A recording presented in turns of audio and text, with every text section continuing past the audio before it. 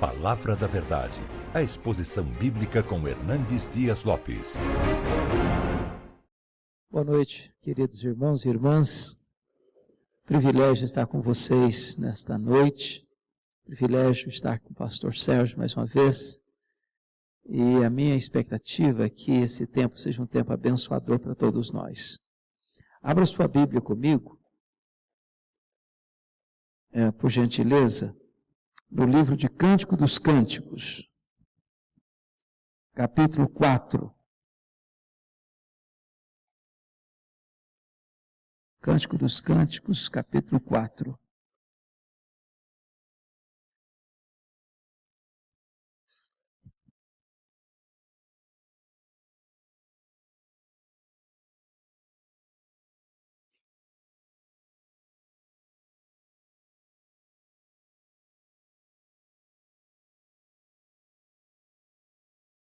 Nós vamos ler alguns versos que estão aí entre 7 a 15.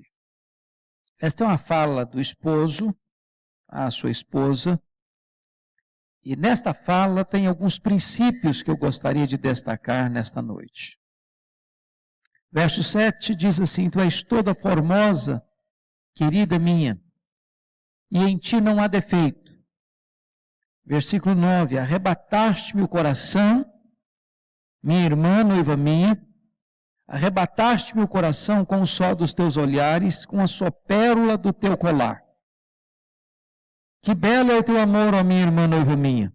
Quanto melhor é o teu amor do que o vinho e o aroma dos teus ungüentos, do que toda sorte de especiarias. Os teus lábios, noiva minha, destilam mel. Mel e leite se acham debaixo da tua língua, e a fragrância dos teus vestidos é como a do Líbano. Jardim fechado és tu, minha irmã, noiva minha. Manancial recluso, fonte selada. Versículo 15. És fonte dos jardins, poço das águas vivas, torrentes que correm do Líbano. Eu queria inicialmente convidar você para fazer uma viagem comigo. Nós vamos entrar no túnel do tempo, vamos decolar nas asas da imaginação e vamos voltar ao berço da humanidade. E vamos contemplar essa cena. Lá está o homem, criado pelo Deus perfeito, criado perfeito, colocado num lugar perfeito, tendo perfeita comunhão com Deus.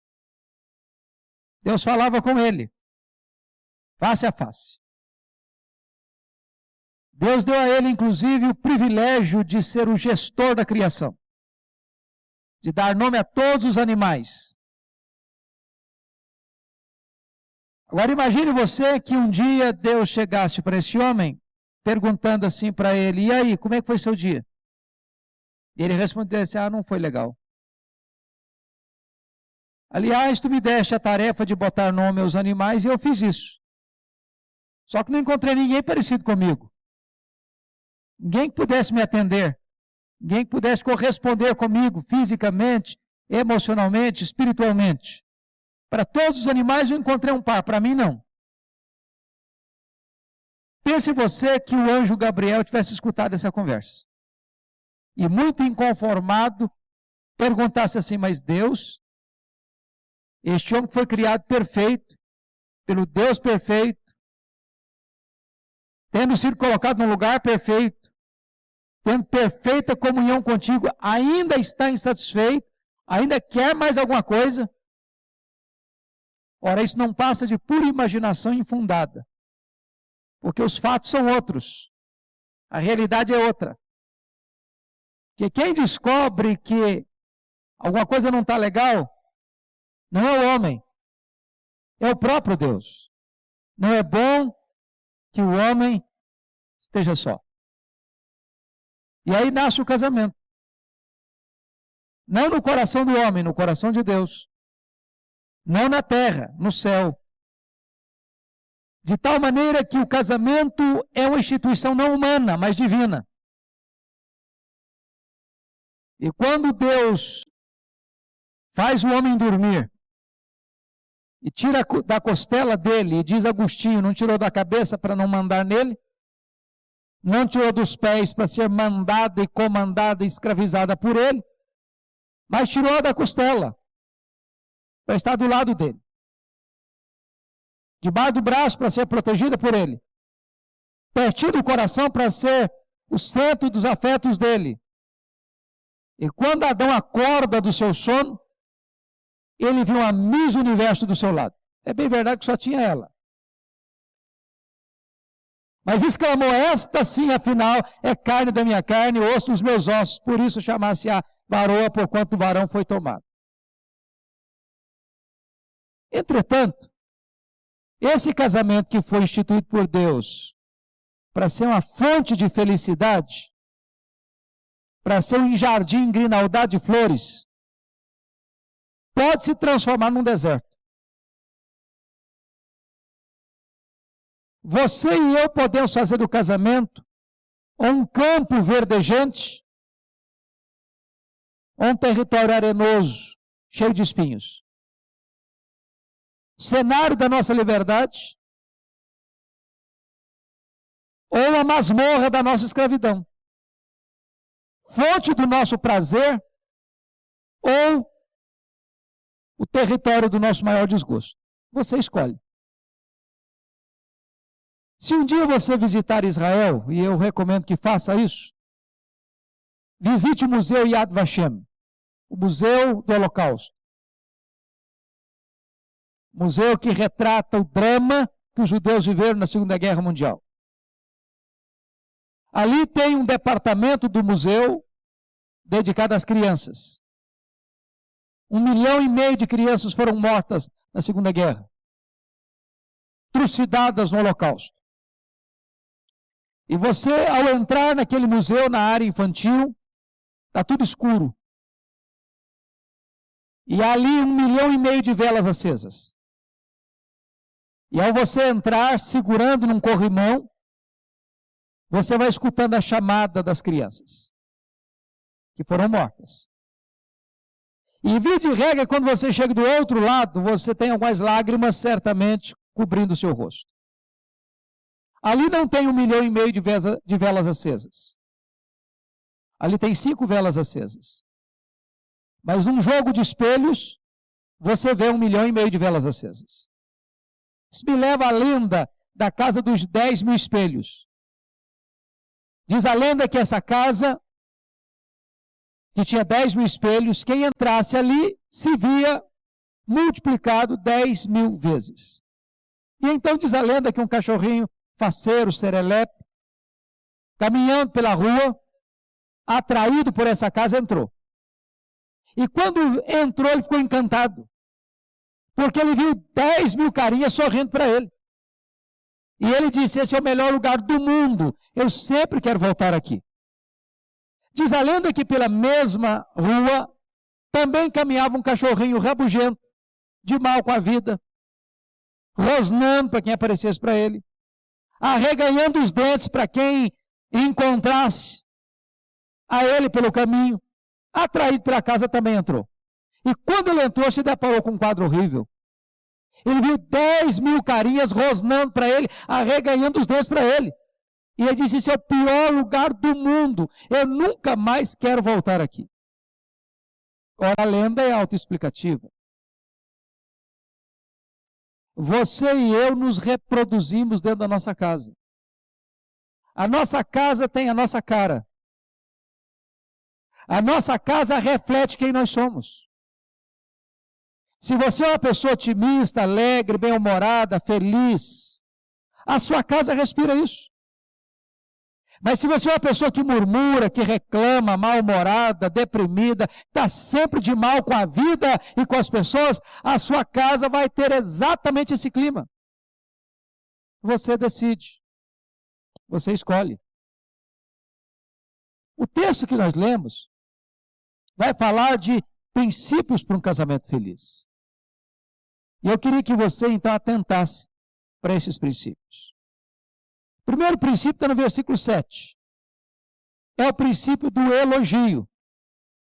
Tu és toda formosa, querida minha, e em ti não há defeito. A primeira coisa que eu sinto, e talvez você também ao ler esse texto, é o seguinte: parece que esse cara morava na Lua. Ah, morava num outro planeta, não é possível. Ou você chega à conclusão que ele não está sendo honesto. Porque eu pergunto para vocês, depois de Adão e Eva, exceto Jesus, alguém pisou nesse planeta sem defeito? Existe essa pessoa? Você tem o endereço dela? Dá para me dar o CPF dela? Ora, se não tem ninguém sem defeito, por que eu diz isso? Tu és toda formosa, querida minha, e em ti não há defeito. Por uma razão muito simples. O amor não se concentra nos defeitos, o amor se concentra nas virtudes. Se você ficar ligado, atento, concentrado, apenas nos defeitos do seu cônjuge, eu vou lhe dizer que você vai ficar tão ocupado que vai não ter tempo para fazer mais nada. Seu papel não é identificar os defeitos do seu cônjuge para tentar melhorá-lo. Seu papel é identificar os pontos positivos do seu cônjuge e destacá-los. Você ajuda mais o seu cônjuge com uma crítica positiva do que com 1000 críticas negativas. Um adágio popular: você pega mais moscas com a gota de mel do que com um barril de fel. Em outras palavras, o seu papel no casamento não é o papel do detetive. Ficar vasculhando a vida do seu marido, da sua mulher, para detectar ou descobrir algum ponto falho. E então destacá-lo. Não. Nem seu papel não é o papel do arqueólogo, ficar cavucando o passado do seu cônjuge para descobrir alguma coisa, para tentar entender o presente e iluminar o futuro. Também não. Seu papel é identificar quais são os pontos positivos e enaltecê-los. Deixa eu dizer outra coisa. Que o seu marido, que a sua mulher estão sendo elogiados, eu não tenho dúvidas. A pergunta é por quem? Por quem? Porque se você não está vendo nada para elogiar, alguém está vendo. E mais, está elogiando. Agora pense você, seu marido ou sua mulher saindo de casa, não recebe um elogio, aliás, não recebe nunca um elogio, e sai de casa e é coberto de elogios. Olha o desarranjo que isso produz.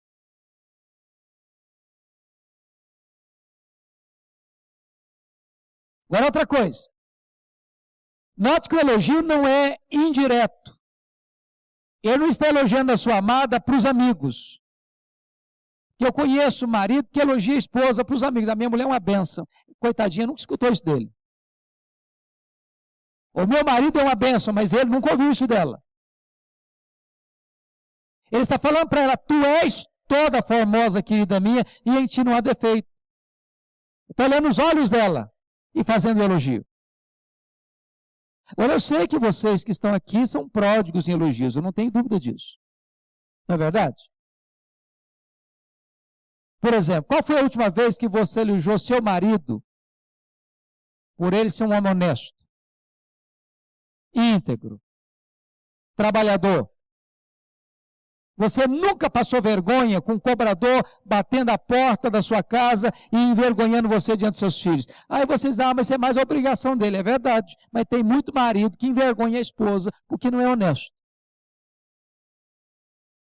Qual foi a última vez que você elogiou sua mulher? Porque você pode receber uma visita de surpresa, sem passar vergonha. Porque a casa está em ordem, não passou um tsunami por lá. Ah, mas isso é mais obrigação dela. Mas tem muita mulher que a casa é uma bagunça. Elogio. Nós precisamos cultivar elogio. Aí você, mas isso é bobagem. Até na igreja eu escutei isso. Não, a gente não pode elogiar não, porque senão o elogio produz soberba. Bobagem. Bobagem, lê a Bíblia. A Bíblia está cheia de elogios. Lê as cartas de Paulo. Paulo cobre seus companheiros, seus cooperadores de elogio. Você e eu temos necessidades da alma que precisam ser supridas. Então aprenda a elogiar.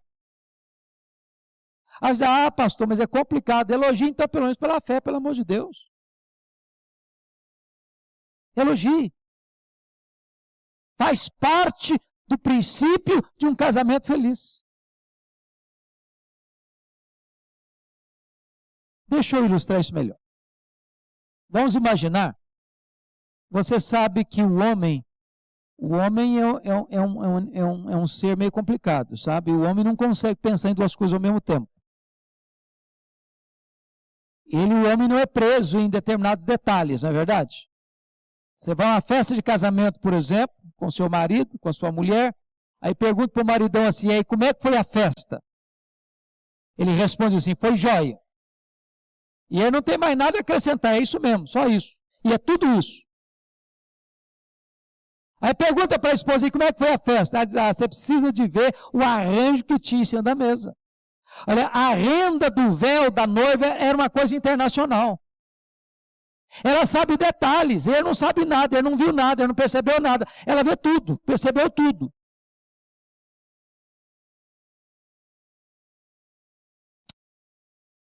Agora, pense você que essa mulher recebe o convite com o marido, é claro, para ir naquele casamento do ano. Sabe aquele casamento que você gasta o dinheiro do mês inteirinho num vestido? Eu sei que vocês não fazem isso. Eu não estou nem falando da bolsa, né? Porque aí precisa de uns 6 meses de salário. Aí a mulher compra aquele vestido do ano, vai no salão, torra a cabeça 2 horas numa chapinha, chega em casa, entra no quarto e sai como uma princesa. O santo homem não viu que ela está com roupa nova, não percebeu que ela está com penteado novo, nem percebeu que ela está com a bijuteria chique do dia. O negócio dele falou, não, mulher, vou chegar atrasado desse jeito, vão logo, vão logo, vão logo. Ela chega lá elogiada por todo mundo na festa, dele, do marido, ela não recebeu um elogio. O que você acha que ela está sentindo? Mesmo coberta de elogios na festa? Frustrada. Porque a pessoa mais importante da vida dela, que deveria ter elogiado, não conseguiu notar nada. Tu és toda formosa, querida minha, e em ti não há defeito. Primeiro princípio para um casamento feliz, o elogio. Vamos ao segundo princípio. Olha o versículo 9 comigo. É o princípio do romantismo. Arrebataste-me o coração, minha irmã noiva minha, arrebataste-me o coração com o sol dos teus olhares, com a sua pérola do teu colar. Notem vocês a linguagem de êxtase. Arrebataste-me o coração. Você se lembra do namoro, não lembra? O coração acelerava, a mão ficava um pouco gelada, havia brilho nos olhos. Você ficava assim, 4 horas, olhava no relógio, meu Deus, parece que foram 5 minutos, passou tão rápido. E aí você percebe uma coisa, que diz os entendidos que o homem gosta de olhar e as mulheres gostam de ser olhadas. As mulheres gostam de detalhes e os homens não conseguem enxergar detalhes. Porém, o homem romântico, sabendo que a mulher gosta dos detalhes, fica atento a eles. E você percebe que ele está destacando 2 coisas. Uma inerente, o olhar, e uma adereço. A pérola do colar. Eu não estou olhando o colar todo não, eu estou destacando uma pérola do colar. Sabendo que a mulher gosta de detalhes, um homem romântico é preso aos detalhes. Agora notem isso. A nossa geração parece que está desaprendendo esse negócio de romantismo. Há poucos dias eu escutei uma mulher dizendo assim, pastor, parece que os homens hoje ficaram todos casca grossa. Acabou o romantismo. Acabou o cavalheirismo. Eu sei que vocês aqui são românticos. Não estou falando por causa disso. Por exemplo, eu sei que você leva flor para sua esposa, mesmo sem ser aniversário dela, mesmo sem ser aniversário de casamento, mesmo sem ser aniversário da sogra. Eu sei que vocês levam de vez em quando a florzinha. Não é verdade? Por exemplo, maridão, todo mundo aqui abre a porta do carro para a esposa entrar, correto? Claro. Chega no restaurante, nem espera o garçom puxar a cadeira, o próprio marido faz isso. Não é verdade? É assim? Há poucos dias eu fui convidado para um jantar e o casal que estava me levando, obviamente eu fui no banco de trás, né? Banco de trás. E quando eu saí, eu virei, me postei à frente à porta da esposa e perguntou, mas você não vai descer? Ela me respondeu, eu nunca precisei abrir a porta do carro. Eu falei, toma, aprende. Ué.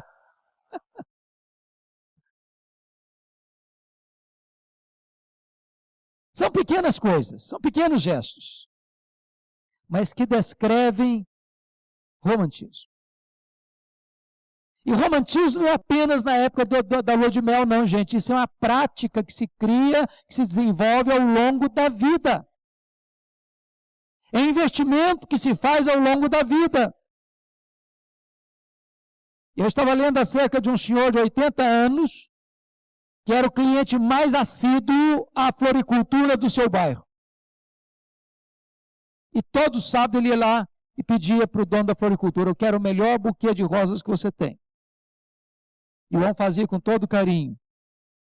Semana após semana, mês após mês, ano após ano.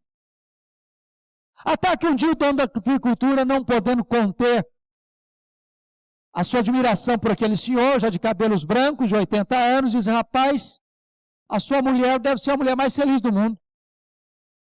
Eu tenho muitos clientes, mas ninguém igual a você. Tão assíduo como você.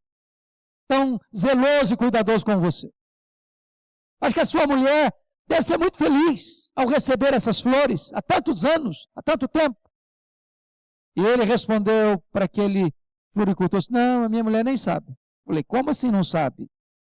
Você leva flor para ela toda semana e ela não sabe? Não, não sabe.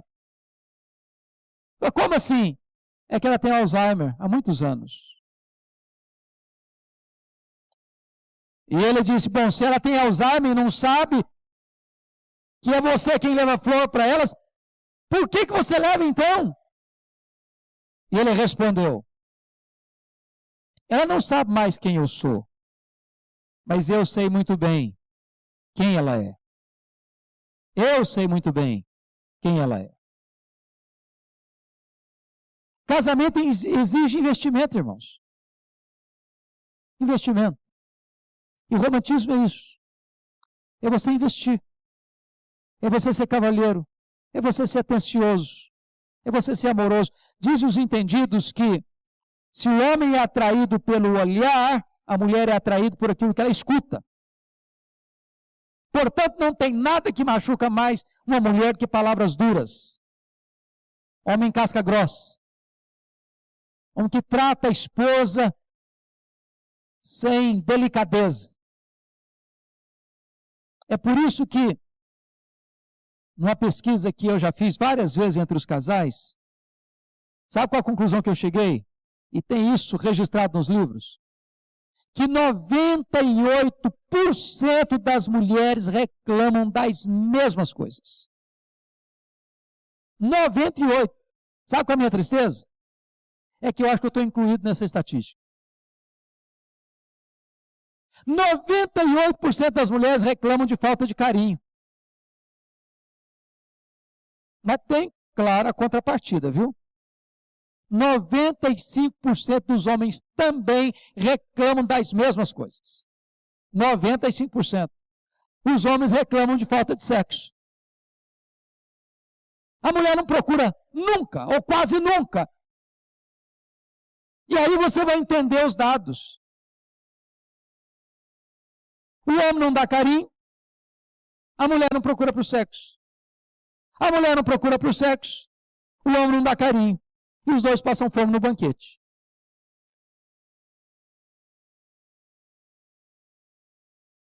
Mas muito da falta da qualidade da vida conjugal tem a ver com falta de carinho, de afeto, de ternura, de romantismo.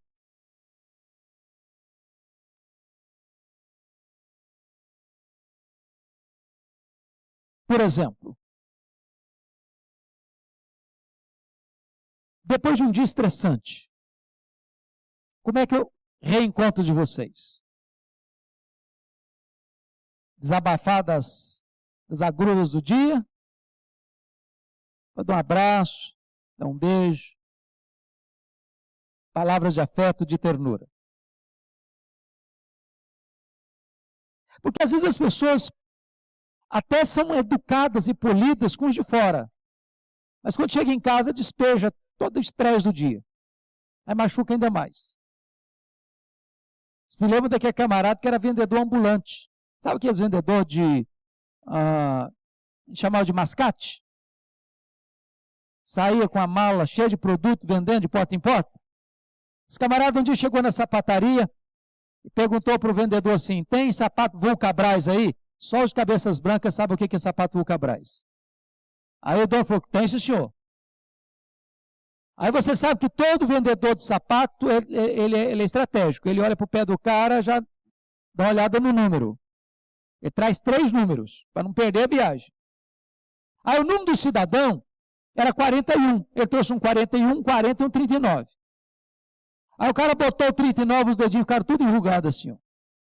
Aí o cara falou: esse aqui que eu quero. Não, cara, esse aí é 39, o seu número é 41. Não, eu quero é o 39. Botou o sapato no pé e foi embora. Já com o sapato ali mesmo. O vendedor não entendeu nada. Passado um ano, o mesmo vendedor chega na mesma loja, procura o mesmo comercial, o mesmo atendente, diz: tem sapato Vulcabras? Tem, sim, senhor. Ah, me lembro de você, seu número é 41, não, eu quero um 39. Botou o sapato, dedicou tudo enrugado, foi embora. Terceiro ano, volta na mesma loja, procura o mesmo vendedor, tem sapato Vulcabras? Tem, sim, senhor. Falou: rapaz, ó, eu sei quem é você, me lembro de você, seu número é 41, não, eu quero um 39. Ah, não, você vai me explicar. Você tem que me explicar isso aí. Que negócio é esse? Que segredo é esse? Qual o problema? Você gosta de sofrer, cara? Que é isso? Você quer que eu explique mesmo? Quero. O negócio é o seguinte: sabe por que eu uso esse sapato apertado? Por uma única razão, cara. Eu preciso, pelo menos, ter um alívio na vida quando eu chego em casa. Tirar esse sapato é o único alívio que eu tenho na vida. Se eu não tiver esse alívio, não tem alívio nenhum na vida.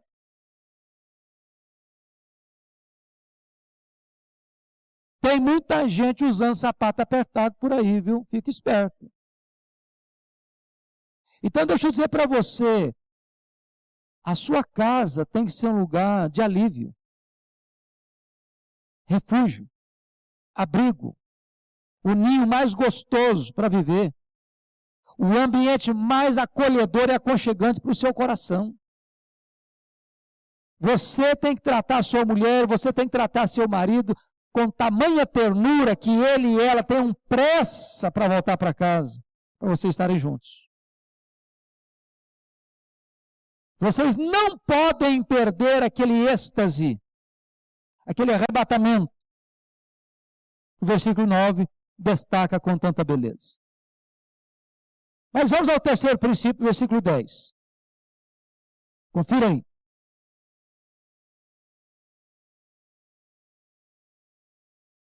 Que belo é o teu amor, ó minha irmã, noiva minha. Quanto melhor é o teu amor do que o vinho, e o aroma dos teus ungüentos, que toda sorte de especiarias. O terceiro princípio é o princípio do amor.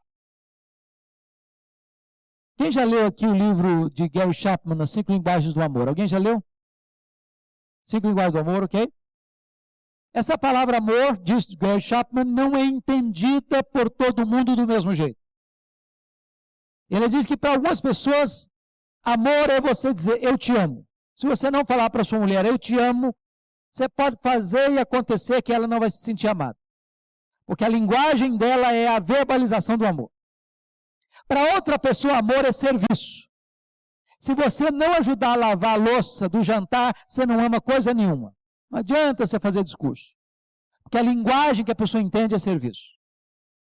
Para outra pessoa, amor é tempo de qualidade. Se você não reserva tempo para estar perto, para estar junto, você não ama coisa nenhuma. Para outra pessoa, em quarto lugar, amor é toque, é beijo, é abraço, é a pessoa sensitiva. Se você não é grudento, você não ama coisa nenhuma. Para outra pessoa, em quinto lugar, amor é cartão de crédito. Se você é um marido munheca, mão de vaca, pão duro, então você não ama coisa nenhuma. Agora, notem você que quando você ama, 3 coisas acontecem. Primeiro, quem ama, declara que ama. Não dá para mais escondido. E eu não vou falar hoje, porque hoje, encontro de casais, eu tenho certeza que já aconteceu algumas coisas por aí. Mas qual foi a última vez que você olhou nos olhos da sua mulher ou do seu marido e disse, eu te amo? Mas não é aquele te amo assim, desencargo de consciência, não. Não é te amo igual papagaio também, não. Eu te amo, olhando nos olhos. Pastor Sérgio, uma das frustrações do meu pastorado, porque o primeiro cerimônia de casamento que eu fiz, lá em Bragança Paulista, começando meu pastorado, lá nos idos de 82, depois de um ano que eu fiz a cerimônia, o casal voltou ao meu gabinete. E a mulher estava brava, muito brava. E ela me disse assim, pastor, a última vez que o meu marido me falou que me ama, foi aqui no dia do casamento. E ele olhou para ela desconfiado e falou, mas precisa falar de novo? Ué, não falta nada para você? Coitadinho, não tinha entendido nada. Pior do que esse, foi aquele que disse lá no altar assim, olha, hoje eu estou te avisando que eu te amo. Se um dia eu me arrepender, eu te aviso. Vamos encurtar a conversa, porque é melhor ficar calado.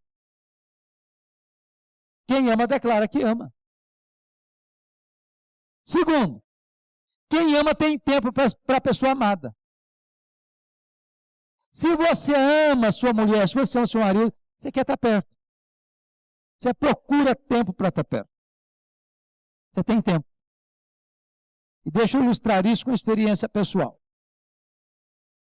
Eu fui pastor solteiro 5 anos. E no ano de 1985 eu fui para Vitória. Em 1986, nós recebemos lá em Vitória a reunião do Supremo Concílio da nossa igreja. Nós somos os hospedeiros do Supremo Concílio. E era mês de julho.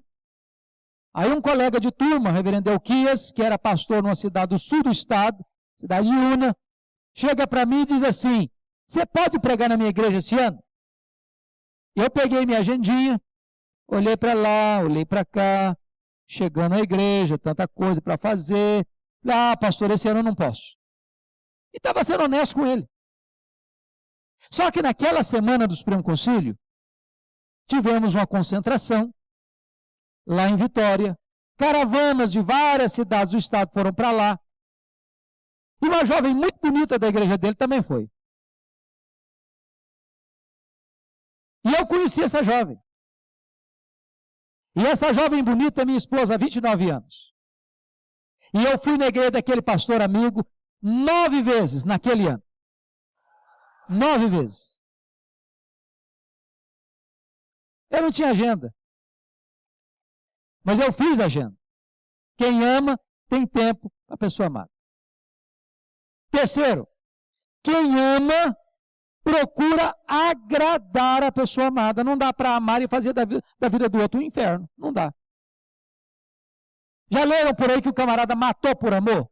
Eu não quero ser amado assim.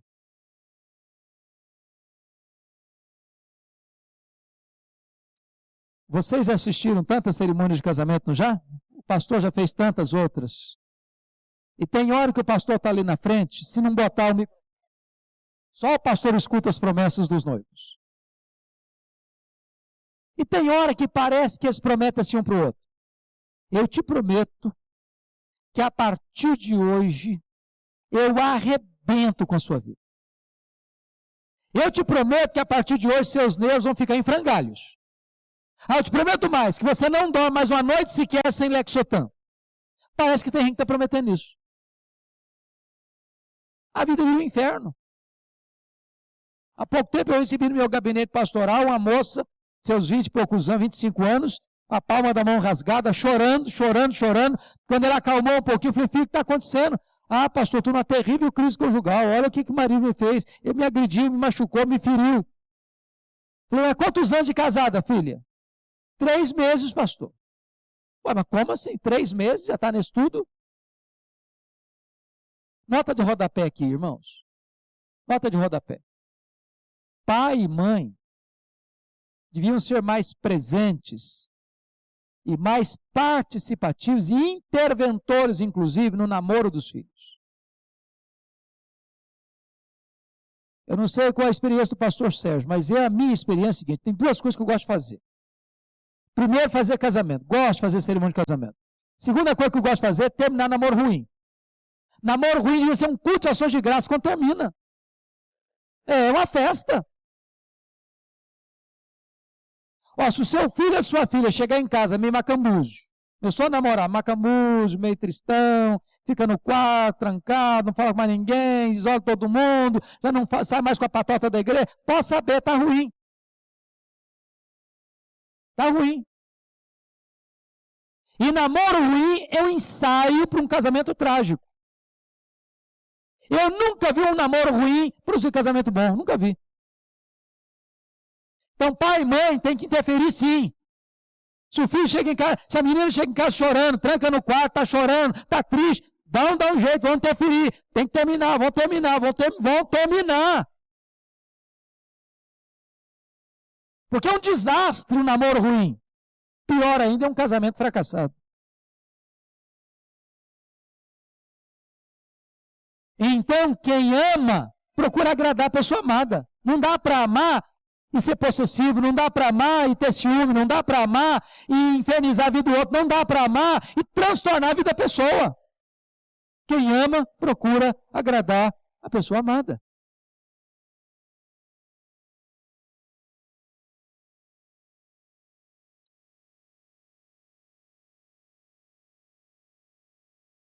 Quarto princípio.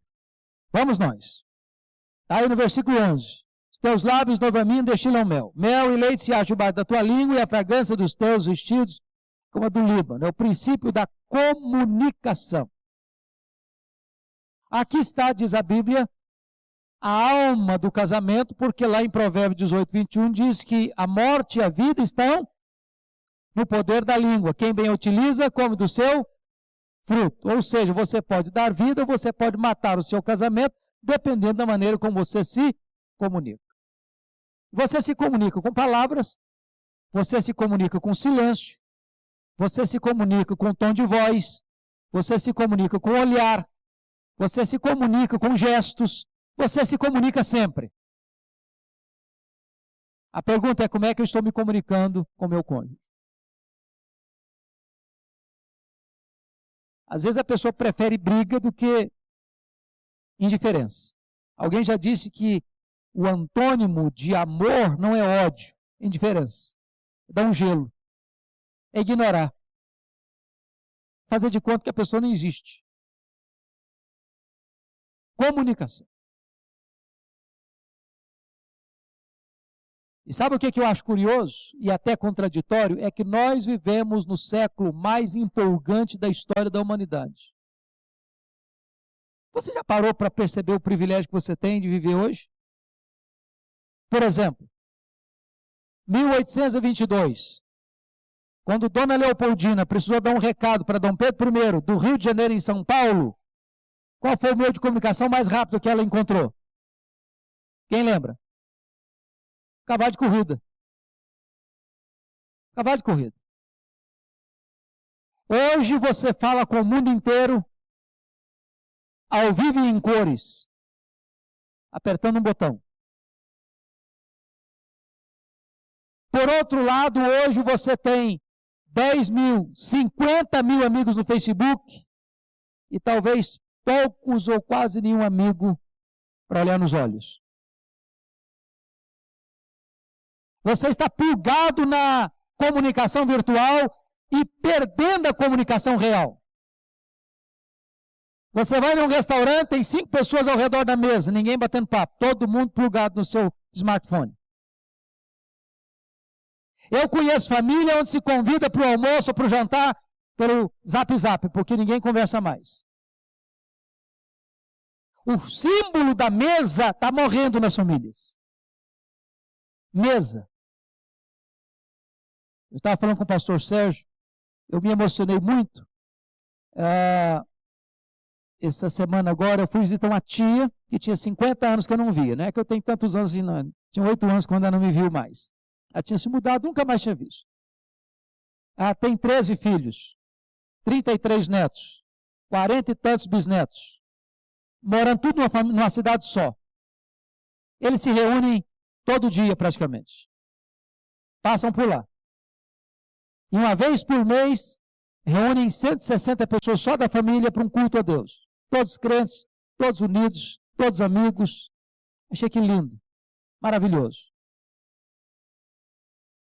Mas hoje nós estamos substituindo a comunicação real pela comunicação virtual. E como é que você pode se comunicar? Vamos para Tiago 1,19? O que está escrito lá? 3 princípios. Todo homem seja o quê? Pronto para ouvir. Mais o quê? Tardio para falar. Terceiro, tardio para se irar. A palavra pronto no grego é táxis.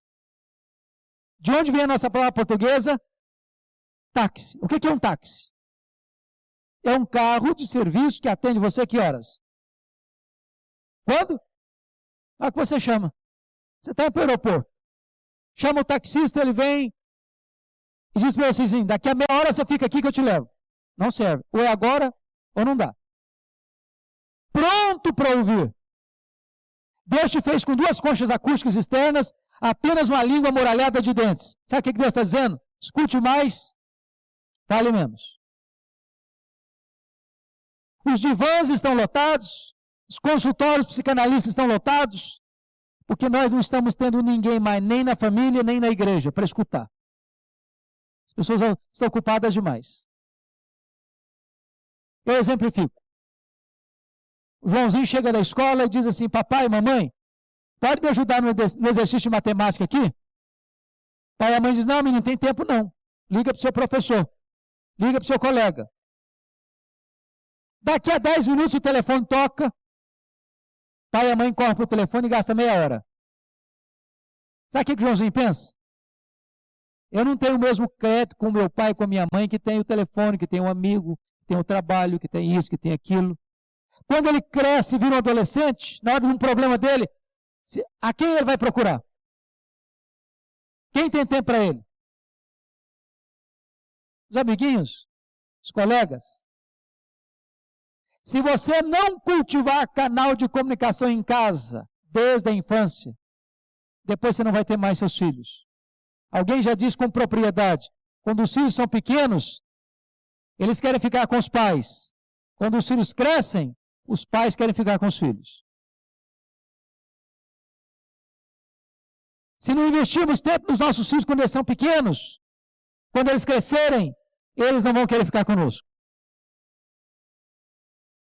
Comunicação. Pronto para ouvir.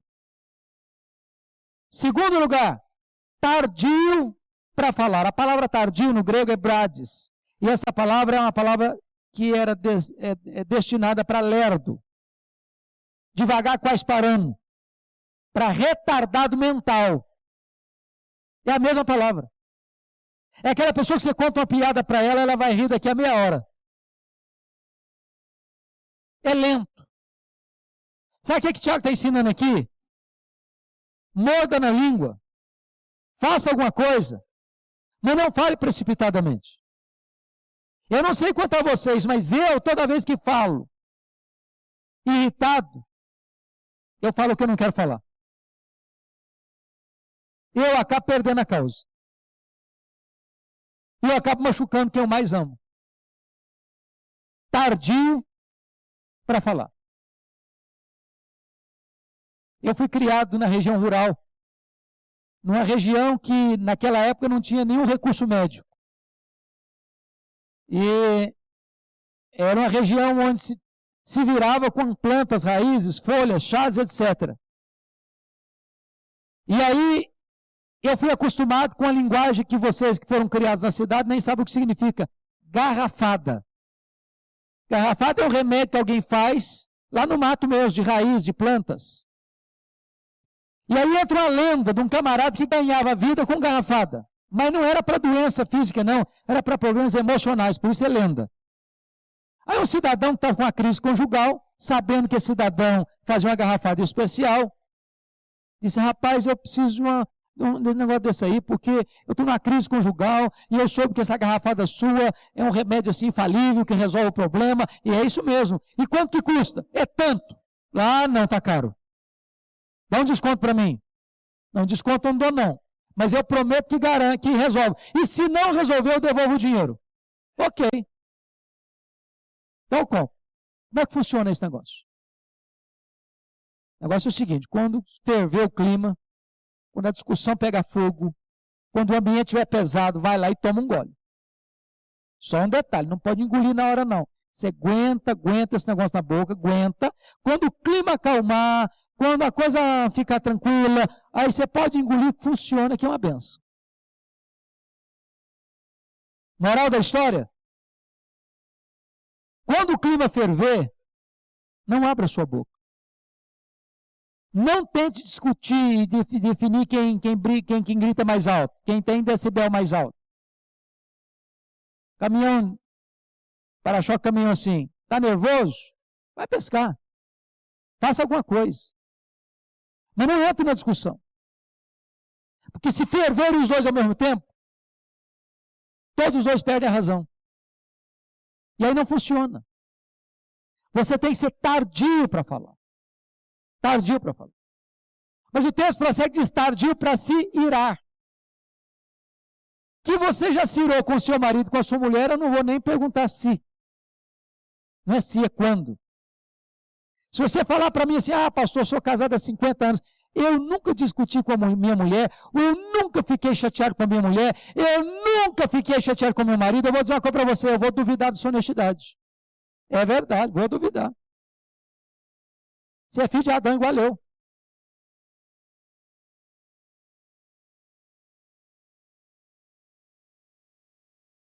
Eu estava em Charlotte, na Carolina do Norte, visitando o museu do Dr. Billy Graham, e dentre as muitas histórias interessantes do casal Billy Graham e Ruth Graham, e a dona Ruth tinha falecido naquele ano que eu estive lá, uma me chamou muita atenção.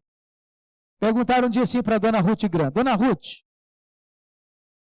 alguma vez a senhora pensou em se divorciar do Dr. Billy Graham? Ela respondeu assim, divorciar-me dele eu nunca pensei. A vontade de matá-lo eu já tive algumas vezes. Eu acho que você não chegou a tanto. Torcer o pescoço do marido, né? Não chegou a tanto. Mas tem duas maneiras perigosas de lidar com a ira, sabia? A primeira delas é aquilo que J. Adams chama de a ventilação da ira, a explosão da ira. Você conhece gente estupim curto? Conhece? Conhece gente que nem estupim tem, é pólvora seca pura? Você conhece gente que é igual ao leitinho, bateu, tomou? Esse tipo de gente não tem gastrite, não tem insônia, não precisa tomar Lexotan para dormir. As pessoas explosivas ainda grossa uma voz, eu sou assim mesmo, eu explodo, depois eu fico calmo. É verdade, você fica calmo, quem fica nervoso é quem mora com você. Gente que joga estilhaço em todo mundo. Gente que machuca com as palavras. Gente que é dura no trato. Lembra do Nabal, que era duro no trato? Ninguém podia falar com ele? Tem gente assim hoje. Mas a segunda maneira errada de lidar com a ira é o que J. Adams diz de a interiorização da ira. Congelamento da ira. É gente que não explode, mas armazena, mas guarda. Congela a mágoa, Vai congelando, vai congelando, vai congelando, vai guardando, vai guardando. E eu que militei e ainda milito nessa área de aconselhamento há mais de 30 anos, já vi tanta coisa engraçada.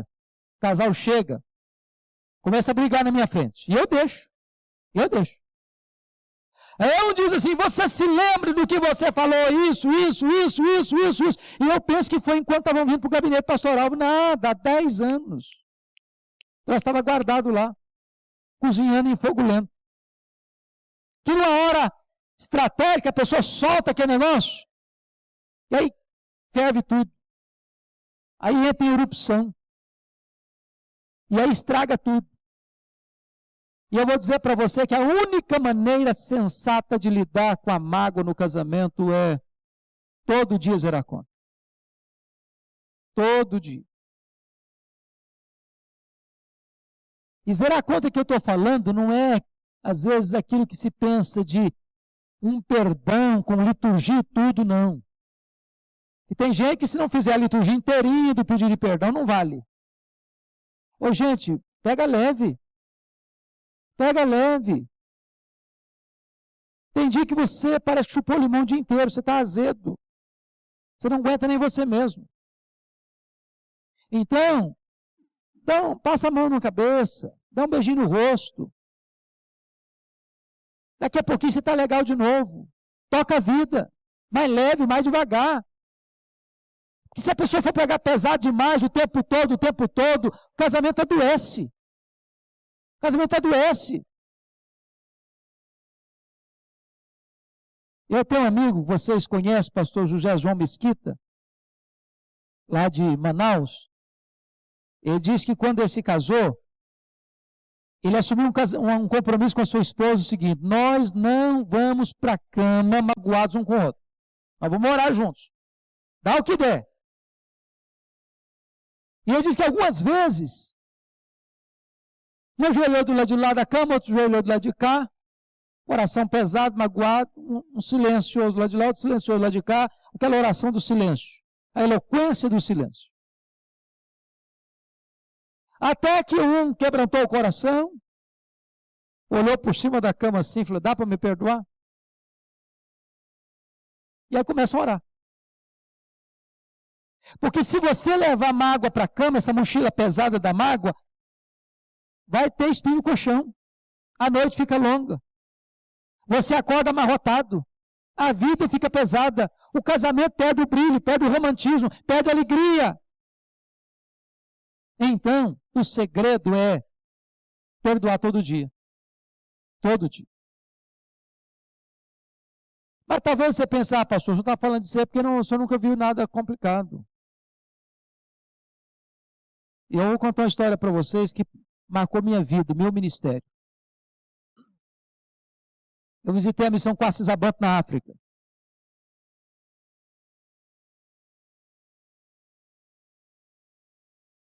Eu não sei quantos já leram. O pastor Augusto Nicodemos escreveu um livro, compilou um livro chamado Reavivamento na África do Sul. Alguém já leu esse livro aqui? 2 pessoas. Você leu também? 3 pessoas.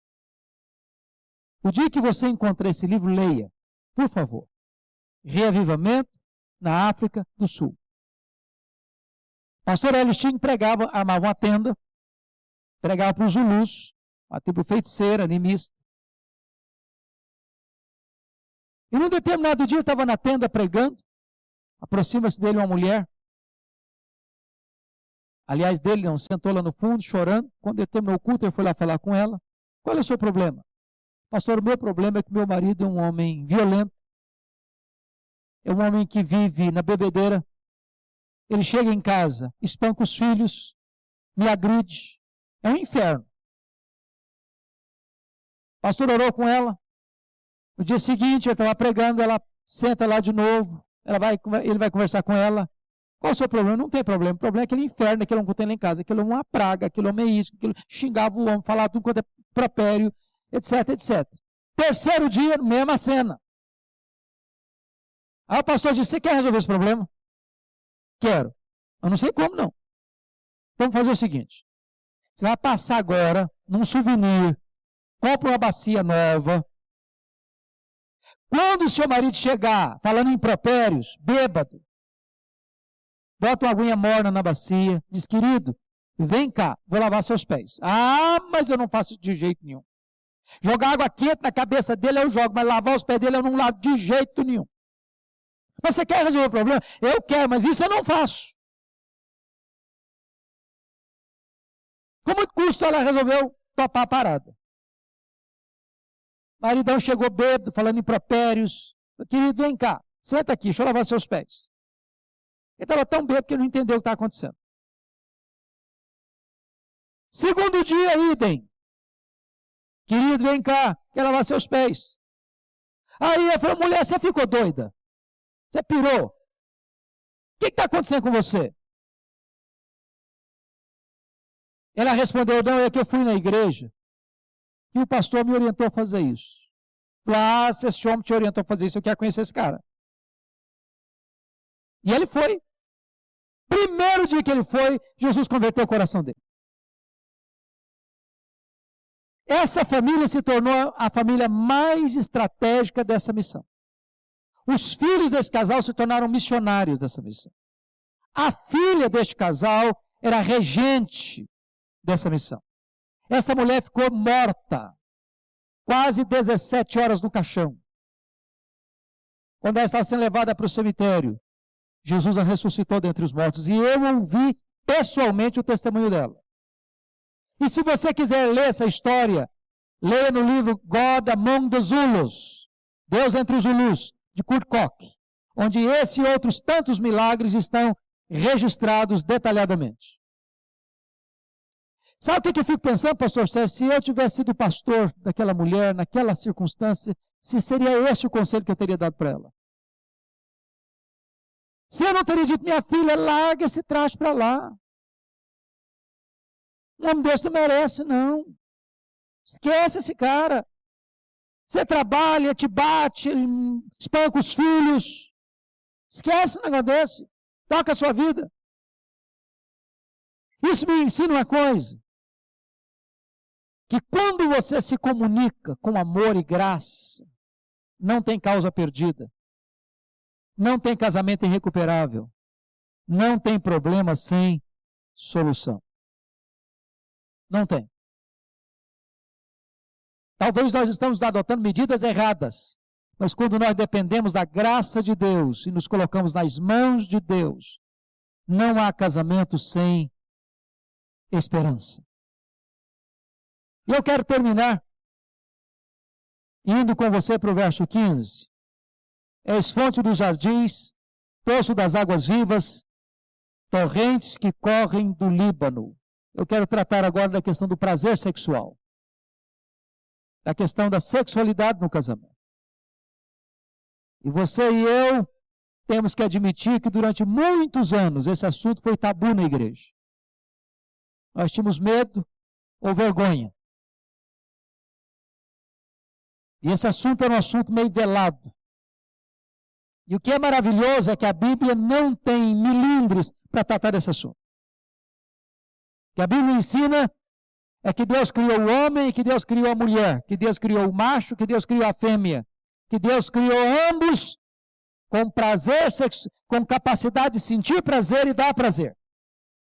Que Deus criou o casamento para que esse prazer fosse plenamente usufruído de forma pura, santa e deleitosa. De tal maneira que o sexo antes do casamento é pecado. É fornicação. E 1 Tessalonicenses 4 diz que quem entra por esse caminho está debaixo da ira de Deus. Que o sexo fora do casamento é adultério, é pecado. E diz Provérbios 6,32 que só quem quer se destruir comete tal loucura. Mas que o sexo no casamento é ordenança divina. É bom, é puro, é santo e é deleitoso. Então eu queria que você fosse comigo para 1 Coríntios 7, 3 a 5, porque lá Paulo trata desse assunto de forma absolutamente clara. E confira comigo o versículo 3. O marido conceda à esposa o que lhe é devido, e semelhantemente a esposa a seu marido. Para quem pensa que Paulo é machista, equivoca-se, porque ele começa com o direito da mulher. E ele diz que sexo é tanto um direito quanto uma responsabilidade na vida do casal. Notem isso. O marido conceda à mulher o que lhe é devido. O que está dizendo é que a mulher tem um direito dado por Deus no casamento, na vida sexual, e esse direito é o prazer sexual. É direito dela. E cabe ao marido satisfazer a sua mulher. Mas por que isso é importante entender? Porque vocês sabem que sexo é uma coisa para o homem e é outra coisa para a mulher. Sexo para o homem é ato, para a mulher é afeto. O homem não precisa ter prelúdio. O homem já vem aquecido de fábrica. Para a mulher, diz Marabel Morgan, o sexo começa no café da manhã. Que se o marido não tratar a esposa com carinho do começo do dia, de noite tem pedra no colchão. Para a mulher, o sexo é afeto, é carinho. Tem que ter o prelúdio. Até porque a dinâmica da sexualidade feminina é diferente do homem. O homem pode acabar de brigar com a esposa, daqui a 5 segundos vai ter a ereção e está pronto para um sexo 5 estrelas. A mulher não. A mulher não. Ela precisa ter um aquecimento lento. Desculpem da expressão, mas é claro. Alguém comparou o homem com a mulher como fogão a gás e fogão a lenha. Fogão a gás você ligou, pegou. Você aquecer. Fogão a lenha não. Você tem que botar lenha, você tem que botar combustível, você tem que soprar, você tem que fazer e acontecer. Mas depois que pega fogo, aí assa pão o dia inteiro também. Algumas pessoas dizem que a mulher é o sexo mais frágil. Isso não é verdade. A Bíblia não diz isso. A Bíblia diz que a mulher é o vaso mais frágil. A mulher é o sexo mais forte. Quer ver uma coisa? A mulher tem muito mais capacidade para enfrentar dor que o homem. A dor está vindo lá na esquina, o homem já está gemendo. A mulher não. O homem tem um orgasmo, vira para o lado e desmaia, coitadinho. Não aguenta. A mulher tem 1, tem 2, tem 3, tem 4, o coitadinho não aguenta de jeito nenhum. Então não é que a mulher é o sexo mais frágil. E diz o apóstolo Paulo que o homem precisa conceder a ela o que lhe é devido. Ou seja, se o homem não entender a questão do mecanismo da sexualidade feminina, ele vai entrar em campo, querer decidir o jogo nos pênaltis, sem jogar os 90 minutos. Está sendo claro para você botar a legenda? E vai virar para o canto e dormir. E a coitadinha vai ficar com fome. E eu conheço mulheres que dizem, pastor, eu finjo ter orgasmo para não ficar mais derrotada. Que eu não sei o que é isso. Porque meu marido não é sensível às minhas necessidades. Agora, notem vocês que se cabe ao marido satisfazer a sua mulher, cabe à mulher satisfazer o seu marido, e a mulher ao seu marido. O marido concede à esposa o que lhe é devido, semelhantemente a esposa ao seu marido. Ou seja, o papel do marido é atender à necessidade da esposa, o papel da esposa é atender à necessidade do seu marido. Vamos ao verso 4. O marido não tem poder sobre o seu próprio corpo e sim a mulher, e a mulher não tem poder sobre o seu próprio corpo e sim o marido. Sabe o que significa isso aí? Não faça do sexo uma arma, porque a vítima pode ser você. O que Paulo está alertando aí é para o perigo da chantagem sexual no casamento. Não pode brincar com isso. Não pode brincar com isso. Não faça do sexo um jogo, uma arma. E agora note uma coisa importantíssima aqui, irmãos. E vou fazer uma perguntinha muito simples e básica aqui. Quando é que marido e mulher devam ter uma relação sexual? À luz do versículo 4. Porque Hollywood passa a ideia de que marido e mulher, ou homem e mulher, estão aquecidos em qualquer hora, em qualquer dia, em qualquer circunstância, em qualquer lugar. Vocês que são casados sabem que isso não é verdade. Então, quando é que marido e mulher devem ter uma relação? O texto está respondendo. Quando um dos dois tiver afim. Porque o marido não é dono do seu próprio corpo, sim a sua mulher, e a mulher não é dona do seu próprio corpo, sim o marido. E eu vou lhes dizer agora, nem precisa fazer um longo discurso para o outro entender. Basta um rabiscar de olho e todo mundo entende. Porque às vezes tem umas desculpas assim clássicas, não tem? A tal da enxaqueca, então, é proverbial. Eu tenho um colega que resolveu comprar uma cartela de cibalena. Vocês lembram da cibalena? Só os mais velhos se lembram da cibalena. Botou na cabeceira da cama e disse, porventura, se vier uma enxaqueca, o remédio já está aqui. E eu posso lhes garantir que sexo não faz mal para dor de cabeça, é um santo remédio.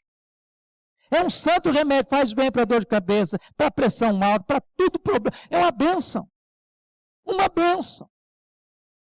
Deixa eu lhes dizer, eu li uma tese séria, profunda, sobre sexualidade há pouco tempo, tese de doutorado. E o autor dizia o seguinte, que nenhum exercício físico é mais completo e aciona todos os músculos do corpo que uma boa relação sexual. Ele diz que uma boa relação sexual corresponde a uma caminhada boa de 2 quilômetros. E aí, sabe qual a lição? Em vez de você ficar dando volta nos quarteirão, faça o favor de fazer o dever de casa. Vai até economizar a academia.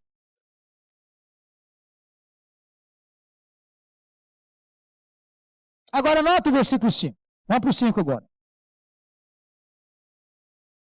Não vos priveis um ao outro, salvo, talvez, por mútuo consentimento, para vos dedicares à oração e novamente vos ajuntardes, para que Satanás não vos tente por causa da incontinência. Agora, notem isso aqui. Sexo antes do casamento é pecado. Sexo fora do casamento é pecado. Não ter sexo no casamento também é pecado.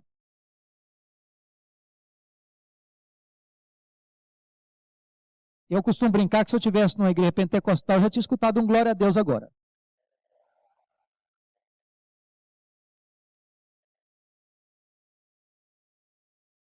É bom e Deus manda. É uma ordem de Deus. E eu posso lhes garantir que estou falando de algo extremamente espiritual, viu? E notem vocês que aí Paulo entra com a cláusula de exceção. Salvo, o que vem em seguida? Talvez. Irmãos, o Espírito Santo que inspirou esse texto, com toda a sabedoria, colocou esse talvez. Vamos tirar o talvez do texto? Para ver como é que fica? Vamos ler assim o talvez? Não vos priveis um ao outro, salvo por mútuo consentimento. Para vos dedicar às orações, normalmente os juntados, para que Satanás não vos tente por causa da incontinência. Então, se marido e mulher, num dado momento da vida, resolvessem, olha, agora nós não vamos ter mais sexo, estavam amparados pela Bíblia para não ter mais. Pronto. Há pouco tempo eu recebi, lá em Vitória, um casal, seus mais de 60 anos. Ah, pastor, estamos vindo aqui para a igreja e tal. Eu falei, que bom, vocês são bem-vindos, etc. Conversa vai, conversa vem, conversa vai, conversa vem. Lá pelas tantas, a mulher disse, mas tem uma coisa, eu sabia que tinha. Eu sabia. Negócio seguinte, pastor, tem 20 anos que eu e meu marido não temos sexo. Eu quase caí da cadeira. E ela foi logo explicando, pastor, mas nós tomamos a decisão em acordo, o maridão calado. Caladão. Aí eu disse, olha, vocês têm quase idade para serem meus pais. Mas eu posso lhes garantir uma coisa, vocês estão errados. Ananias e Safira também estavam de acordo. Estavam errados. Vamos ler a Bíblia. Não vos priveis um ao outro, salvo, talvez. Nem sempre quando marido e mulher estão de acordo, estão certos. Tem que ter um motivo muito sério, muito solene, muito espiritual para vos dedicares o quê? A oração. E a única vez que a Bíblia diz, não ore demais também não. E novamente vos ajuntardes. E tem muita gente que dá uma desculpa espiritual, entendeu? Não, eu estou orando. Não, eu estou jejuando. Outros mais místicos, não, eu estou até subindo um monte. Ok, você pode orar, você pode jejuar, você pode subir um monte, mas faça o favor de fazer o dever de casa. Sabem por quê? Porque se o casal começa a criar desculpas, ainda que espirituais, para não ter intimidade, entra um elemento perigoso na jogada chamada de Satanás. E ele é perito na arte de tentar. E a brecha que ele entra, sabe qual é? A incontinência, ou seja, marido e mulher não terem intimidade sexual. Não se brinca com isso. Então Deus instituiu o casamento e Deus ordenou a relação sexual entre marido e mulher como alguma coisa preventiva de uma ação maligna. E eu quero concluir trazendo 2 alertas. O primeiro deles é um assunto que quase a literatura não trata. É o problema da frequência sexual. Coisa triste. Poucos casais crentes, inclusive, conversam sobre a sua vida sexual. Poucos. Se você conversa, você é exceção. O problema é o seguinte, Deus fez cada um de nós e jogou a forma fora. Não tem ninguém aqui parecido com o outro. Há pessoas que são superativas sexualmente. Nenhum pecado nisso, foi Deus que criou assim. Há pessoas que sexo para elas é bom, mas não é aquela Brastemp, entendeu? Há pessoas que querem ter sexo todo dia, estou falando de gente casada, hein? Todo dia, inclusive domingo e feriado. Tem outra que 2 vezes por semana já está para lá de bom, já é a cereja em cima do bolo. Só que o casal não conversa. Chegou um dia no meu gabinete um casal que eu tinha feito o casamento deles há 15 anos, líderes da igreja, dizendo o seguinte, pastor, nós estamos nos divorciando. Eu tomei um susto, claro. E o que está acontecendo? O marido bravo e a mulher mais brava ainda. E o marido diz, pastor, eu estou me divorciando porque a minha mulher não gosta de sexo. E ela no mesmo tom diz, pastor, eu estou me divorciando porque o meu marido só pensa em sexo. Aí eu brinquei com eles, pelo menos vocês estão se divorciando pelo mesmo motivo. Mas vamos entender esse negócio aí, ué. O problema dele é que ele era um cara superativo sexualmente. Queria ter sexo todo dia, inclusive até feriado, dia de chuva. Para ela, 2 vezes na semana estava bom, para lá de bom. Mas não conversavam. Qual a conclusão dele? Minha mulher não gosta de mim. Minha mulher não tem prazer em ter sexo comigo. Eu acho que o meu corpo não atrai minha mulher. Eu acho que ela deve gostar de outro. Qual a conclusão dela? Meu marido não me ama, ele gosta da casca, gosta do meu corpo, eu me uso para o prazer dele, mas ele só gosta da casca, ele não gosta de mim. Aí sabe o que eu fiz? Pastor, tem que ensinar matemática para o povo. Matemática. Eu falei, vem cá, vamos resolver isso aqui assim. Quer dizer que você quer ter sexo todo dia? É isso, pastor, resolve a minha vida, ué. Isso é uma bênção para mim. Tá bom. Então, você quer todo dia, ok. 7 dias da semana, 7, ok. E para você, filho, como é que é o negócio? Não, pastor, 2 vezes a semana está para lá de bom. Ah, 2 tá bom? Bom, então tá bom. 2. 7 mais 2 dá quanto? Dá 9. Divido por meio, 4,5. Vamos suspender essa média para 5. E não se fala mais nisso. Estão casados até hoje. Dá uma melhorada na média. Entendeu? Vai fazer bem para todo mundo. A última coisa que eu quero alertar para vocês, Hebreus 13:4. Digno de honra entre todos é o quê? O matrimônio e o leito sem mácula. A palavra leito significa o que em português? Leito significa o quê? Não entendi. Hã? Cama. Cama. Só que a palavra leito aqui não é cama. A palavra leito aqui vem do grego koité, de onde vem coito, relação sexual. Até porque, irmãos, não dá para você saber que toda a cama que você deita é sem mácula. Quem já dormiu em hotel aqui? Todo mundo. Todo mundo. Quem te garante que a cama que você dormiu no hotel, 4 estrelas, 5 estrelas, 3 estrelas, 1 estrela, estrela nenhuma, era um leito sem mácula? Quem garante você que não dormiu um devasso lá? O que o texto está dizendo é que a relação sexual entre marido e mulher tem que ser sem mácula. E hoje, estatisticamente, 30% dos homens, sobretudo com o advento da internet, são viciados em pornografia.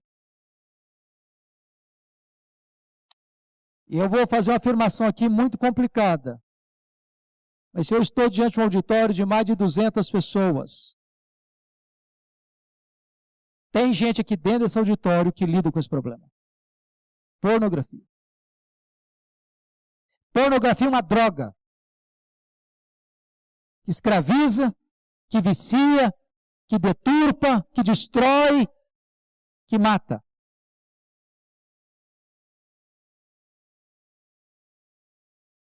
O grande problema é que a pornografia, como a droga, a dose de hoje não serve para amanhã.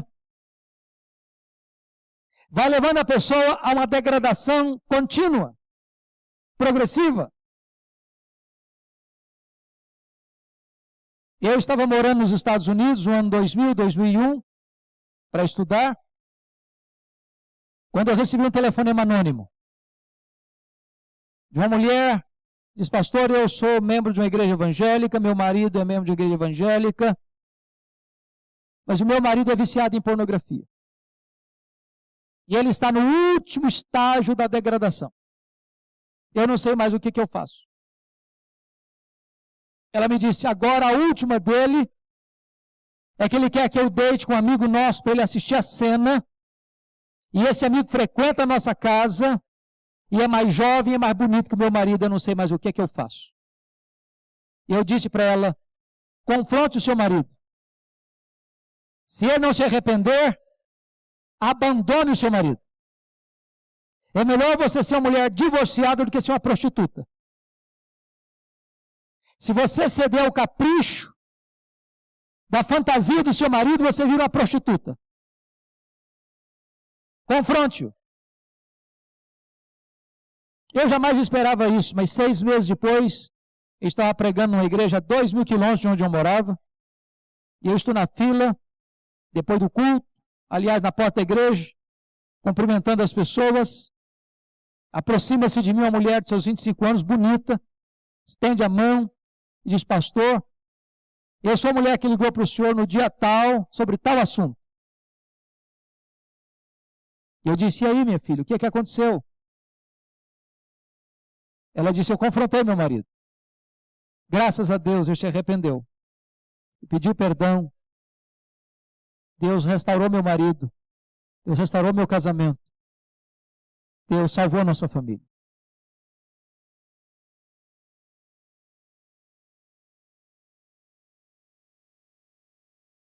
Não há possibilidade de um casamento saudável onde a pornografia chega. Nenhum homem, nenhuma mulher precisa de agregar nada além deles mesmos no quarto conjugal para melhorar a qualidade de vida sexual. Qualquer introdução de películas pornográficas para tentar melhorar a qualidade sexual vai destruir a qualidade de vida sexual deste casal e arruinar a vida desse casal. E eu termino contando uma ilustração para vocês. Há alguns anos, em Nova York, a capital mundial do consumo, houve uma greve dos garis. Uma semana. A cidade ficou suja, cheia de lixo. Um cidadão teve uma ideia curiosa para brincar com a cena e se livrar do lixo da sua casa. Pegou uma caixa grande, botou todo o lixo da casa dele dentro da caixa, fechou a caixa, papel de presente bonito, papel de celofane, um laço vermelho, pegou essa caixa apetitosa e bonita, atraente, botou no porta-mala do carro, deixou o porta-mala aberto, numa rua e esquina estratégica. Passava alguém, olhava a caixa, paquerava a caixa, olhava para um lado, olhava para o outro, não tinha coragem de ir embora. Passava outro, olhava a caixa, paquerava a caixa, flertava com a caixa, olhava para um lado, olhava para o outro, desconfiado, com medo, e ia embora. Até que passou um, olhou para a caixa, flertou com a caixa, namorou a caixa, olhou para um lado, olhou para o outro, tinha ninguém olhando, catou a caixa e saiu correndo para casa. Quando chegou e abriu, era lixo. Lixo. E lixo cheira mal. E lixo traz doença. E lixo torna um ambiente insuportável. Tem muita gente hoje trazendo lixo para dentro de casa. E a Bíblia diz que você não deve botar nada contaminado dentro da sua casa. Nada impuro diante dos seus olhos. Porque o projeto de Deus é que você usufrua esse banquete, mas com santidade de vida.